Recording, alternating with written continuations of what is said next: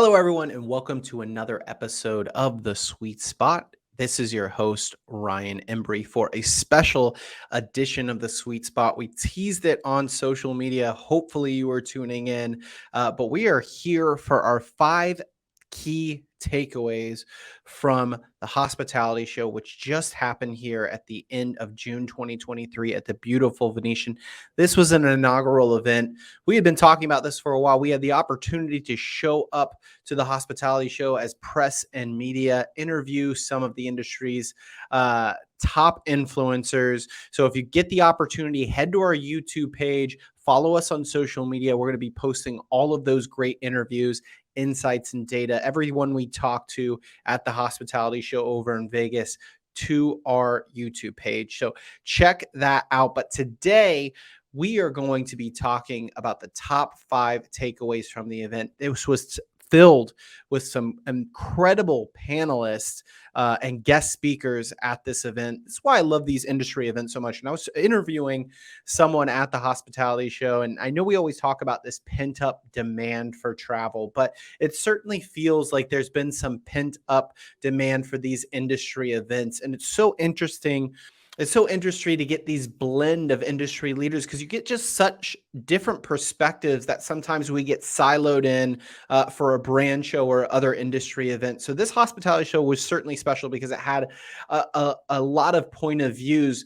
But there were, even though there were some competitors, even though there were some competitors at this show, there was a lot that we agreed on here. And one of the biggest things, and my first key takeaway, is staffing continues to plague our industry right now. AHLA did that study recently that found 82% of hotels are still struggling with staffing shortage. That's just an absolutely crazy number to think of where we started. And during the pandemic, we were furloughing so many.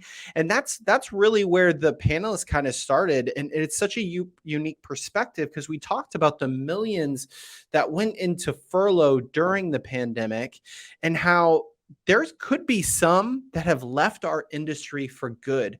We've never had and experienced a wave of hospitality professionals leave our industry and choose not to come back. So what's happening now is this very unique opportunity for people that have never been in our industry before, right? If I'm switching from one hotel to another, I'm familiar with the whole check-in, check-out process. Property management systems might be different here and there, but I understand all the complexities of working in a hotel as a hospitality professional.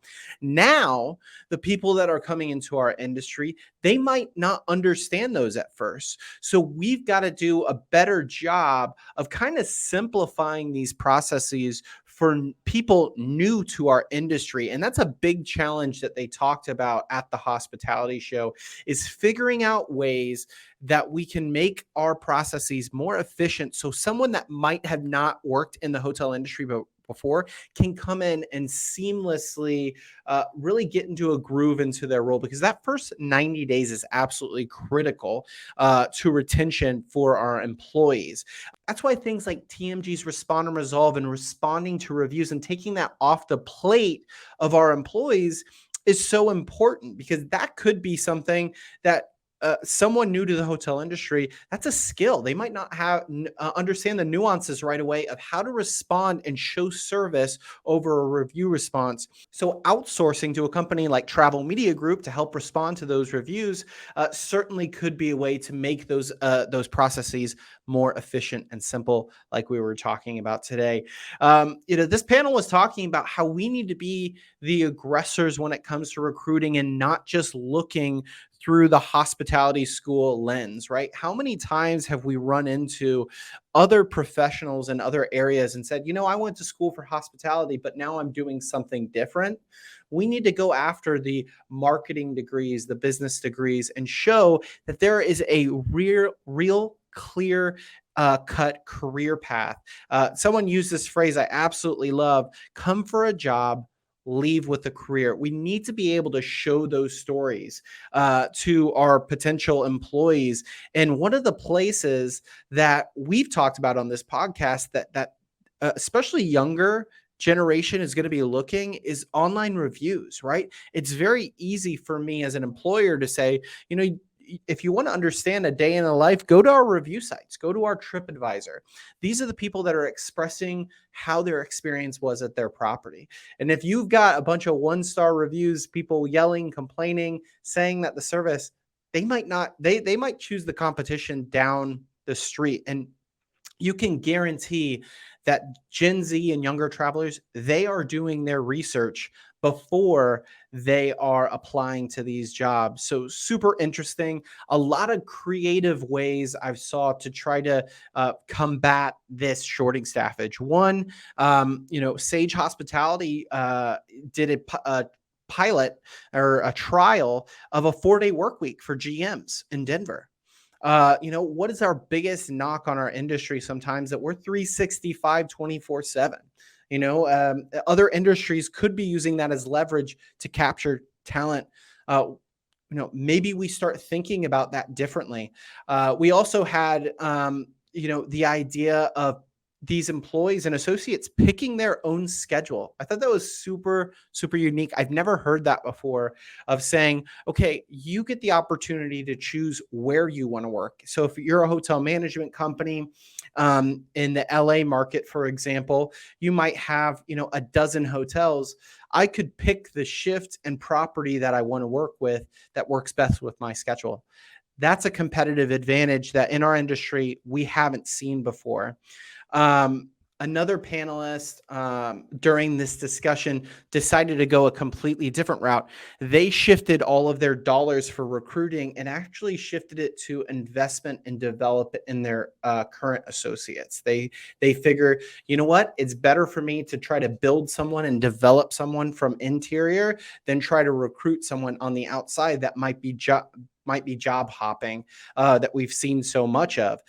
So a lot of unique ways that these hoteliers are trying to combat this staffage, which is a lot stickier than I think we all anticipated was happening. But the conversation then shifted to Gen Z. And we're going to hear more and more about this. We talked about this on this podcast about how to attract Gen Z and how to capture market share from Gen Z travelers. But what about capturing the interests of Gen Z employees? And that's where I was saying, they are going to be doing research. It's not just Glassdoor anymore. We have the amazing opportunity to work in hotels and hospitality where our business has so much transparency, right? Through reviews, social media. You can guarantee that Gen Z is doing research on your property before applying.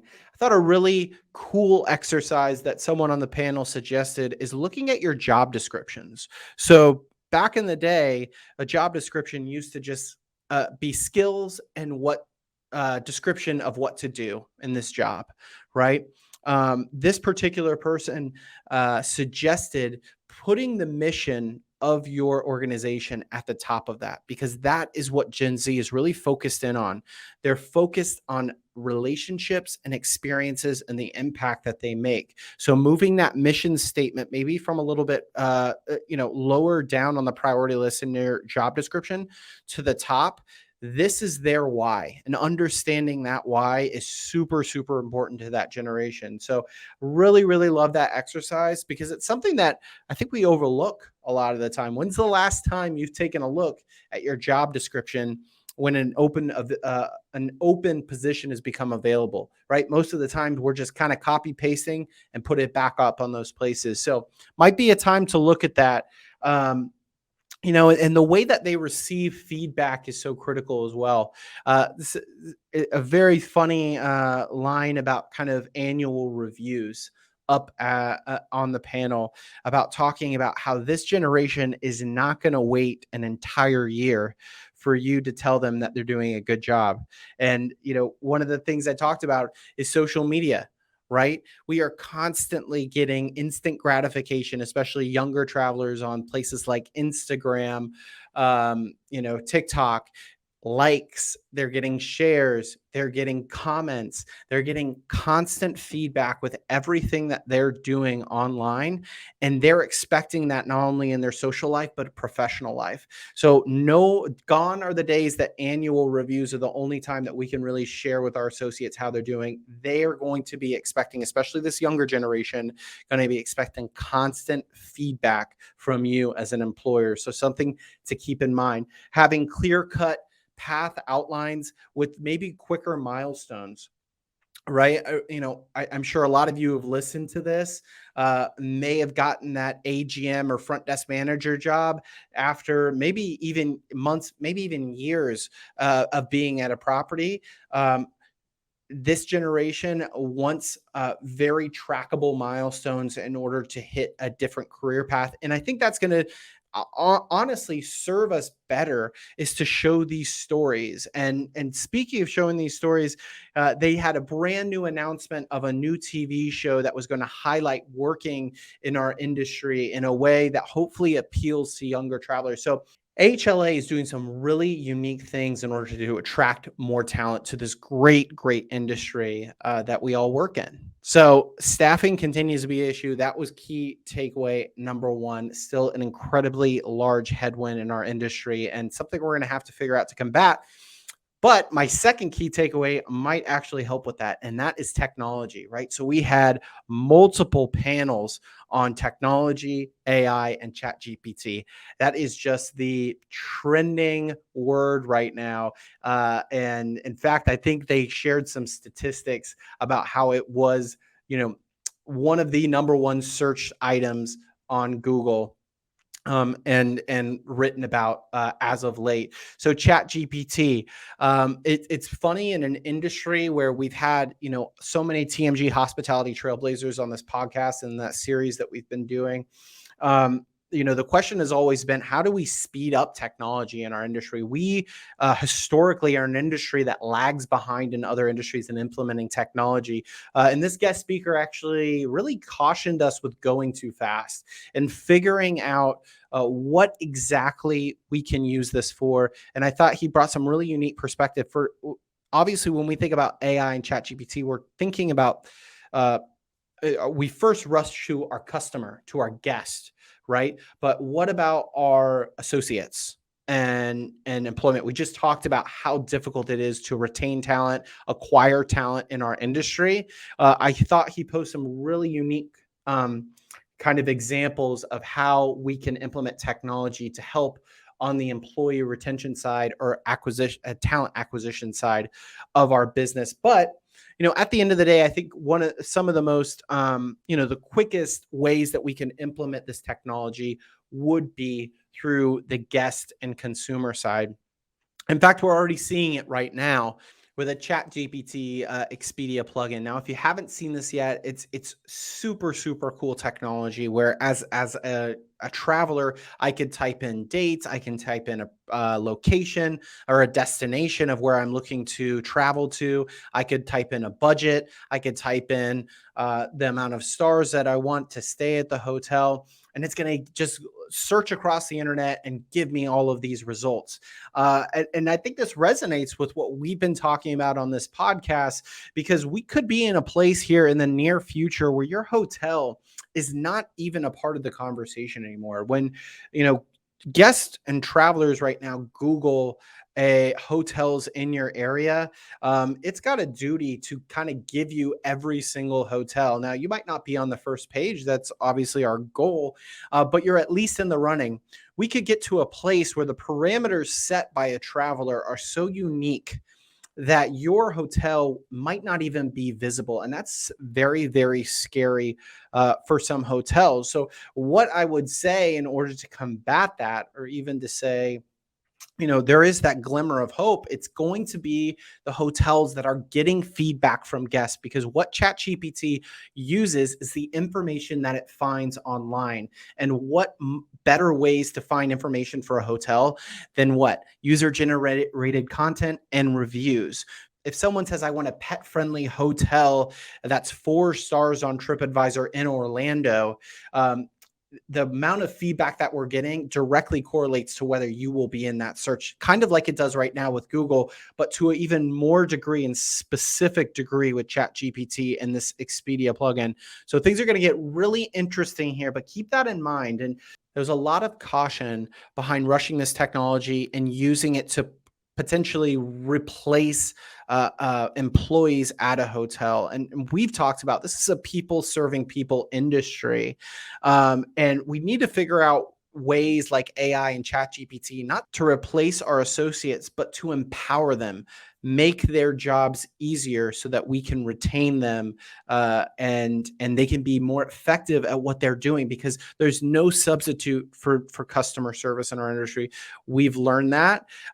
We've had a couple lessons specifically from the pandemic that have shown that that guests are looking for that face-to-face interaction, even though we're giving them options like mobile check-in, right? They're still coming to the front desk sometimes and having those face-to-face conversations with us. So technology, AI, Chat GPT, it will be super, super interesting to see the next few years what this has in store for us and how quickly our industry specifically adapts to this stuff. So first two takeaways already zoomed through. We are up to number 3. Number 3 is sustainability. Sustainability is back. This was something that I noticed as I was doing the travel circuit pre-pandemic. This talk of sustainability and environmentally friendly options within our industry. And it really started gaining steam, and then pandemic happened, right? And we kind of had lost focus a little bit, but we are back. We had panels, there were breakout sessions all about sustainability. And some of the leaders in our industry are saying that they're hearing from corporate America right now, people talk less about monetary budget and more about carbon footprint budget. I think this is absolutely fascinating. I think it's a trend that's going to continue to grow. This list is not in any order, but if it is, I would say sustainability is going to be at one point the number one travel topic and pattern that we can use to leverage guests. And I wouldn't be surprised if in the near future there might be some sort of rating or score for sustainability and carbon footprint within our industry. Obviously in other industries, they have that, but in hotels, I'd be very curious to see if hotels don't start to use this as a way to market and advertise, especially to younger generations like Gen Z who really care about this stuff. They're looking at this carbon footprint and the impact that it has on travel right now. So sustainability. They gave some really great examples right now with daily housekeeping. Some sustainability. When we talk about going green, I think a lot of hoteliers shut down because they think it's going to be more expensive to them. But some sustainability practices actually benefit them. They talked about 2 of them at the conference. Which is daily housekeeping and service, right? Since the pandemic, we kind of use that as a little trial or pilot on pulling back on going into the rooms every single day, and now it's only housekeeping by request in some parts of the country. This is a great way to spin this as going green, sustainability, but it's certainly more efficient on the operating budget from a hotelier standpoint there.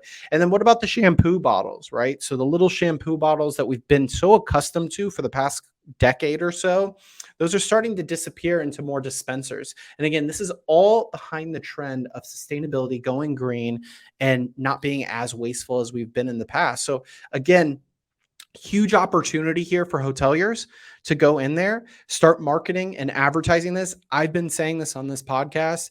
If you have locally sourced food, if you're doing anything, any sort of going green efforts that you're implementing at the property, those need to be recognized, showcased, and highlighted on places like your website, social media, and hopefully that's then reiterated from your employees, and then it's highlighted in your reviews as well. And that you have that snowball effect there, you're certainly going to put yourself in the best position to capture occupancy. So 3, sustainability. 4, personalization and the guest experience. So this was very interesting because I thought one of the most brilliant ways this was described was um, before an issue or a problem that you encountered at the property, you could actually turn that into a positive, right? Service recovery. So let's say something small happened at the property, and you fix that. That actually could have been that actually could have improved the guest experience. We are at this strange place right now where rates are so high that even if there is one tiny little minor problem out of the hundreds of things that the guest experiences at your property, uh, it could have a major impact. And even if it is recovered the best way that you can from a service recovery, it might not be enough because of the rates that they're paying, because they haven't traveled and this was the trip that they were looking forward to. So the guest experience is changing, and we're on, I've said it before, we're on very slim margin of errors. And sometimes it doesn't even need to be your fault, right? Coming back from the hospitality show, I was delayed and had to go through multiple airports to get to my destination. Now, luckily, I was coming back from the hospitality show and not to it. But let's just say, I was thinking as I was on those delays and had to be diverted, and then our plane was canceled. I was thinking about, if I'm going to a hotel right now, I'm not going to be in the best mood. That might not even been in my final destination. So again, it might not even be an issue that you're having, but because of the circumstances right now, with rates being so high, travel being so crazy, uh, you need to think of service recovery as less as an opportunity to improve the experience. And you need to focus on the things that are going to essentially make your guest experience as close to perfect as possible there, because it could really, really hurt your reputation very, very quickly there. So the guest experience is clearly changing, and we're talking about personalization more and more. How can we figure out what Ryan Embree, the traveler, wants in comparison to the next person that's checking in? And we had a lot of talks about this before the pandemic. And I think we're in a different place now with social media and the way that we handle ourselves digitally, where we're more open to sharing information. The big discussion in 2019 and before was, how do we do this without being creepy, right? So as soon as I walk up to the front desk, they go, "Hello, Mr. Embree. Are you checking in? I see that you like a high floor with feathered pillows," right? We were very, very afraid in 2019 before of that just being a little too creepy, of knowing too much information about our guests. Where's that data coming from? Since the pandemic, we've been a lot more open, right? We had, and we actually have a new look on that. If and think of that as actually maybe the expectation and the guest experience, that if I'm paying this type of rate, I should have that personalization. So it'll be very curious to see. We obviously have a lot. We're at this inflection point. We're in the middle of summer right now. Travel is taking off. There's just been a boom of travel. So I'm curious how, if we learn some lessons during this heavy occupancy time, that we can use in and slower occupancy times to really improve personalization within our industry. And 5, the last key takeaway that I have from the hospitality show, I labeled this one, "The Future of Our Industry, Destination Unknown," because there were so many panelists that just had a wide spectrum of where we are at and where we are headed. There's so many variables inside, domestically, internationally, that are impacting our industry. One panelist said, and I thought this was super insightful. She said that 3 years is way too early to tell which trends are really here to stay. And I thought that was so impactful, because another panelist talked about a pandemic boom. In fact, they went and acquired 75 hotels and added them to their portfolio during the pandemic. And the CEO cited one thing, and that was consumer behavior after the previous 2 pandemics. There was a travel boom, this YOLO mentality, and people were focusing less on stuff and more on experience. And that made so much sense because you think when we were under quarantine in 2020, what could we do? The only thing we could do is maybe go online shopping. We tried to buy goods, and now we're out of this. And what do we want? We want to experience, and that's why we have such a unique industry, and we're seeing such a boom right now. We've heard recession could be on the horizon. How do hoteliers manage that? Do guests have less expendable income? Will that impact rates? Right? One trend that is not happening as globally, but Taylor Swift, that same CEO, mentioned something he coined the Swift effect, and actually claimed that he thinks that by the end of this year there will be a percentage of RevPAR associated just to Taylor Swift concerts, which is just absolutely incredible when you sit down and think about one individual having that type of impact on an entire industry. Global travel opening back up, is that going to hurt or help the industry? Right, we've only talked about how international travelers are coming to the United States to travel, but when more and more places open, will we take the dollar and go to other destinations, which could actually go, that dollar could go a little further than it has. So a lot of great questions here, but again, really there hasn't been a consensus of where we're headed, which is fascinating time, because I haven't left one of these conferences before thinking, yeah, really anything could happen. So I had a fantastic time at this hospitality show. So insightful. Can't believe that this was put together in just 9 months. Looking forward to 2024 in October, where they're going to have the hospitality show for the second time in San Antonio. Hope you will join me there. But hope you enjoyed today's key takeaways. Like I said before, if you want all the interviews, all the people we talked about, footage from the event, go to our YouTube page, follow us on social media at Travel Media Group. I want to thank everyone for listening to The Sweet Spot, and we'll talk to you next time.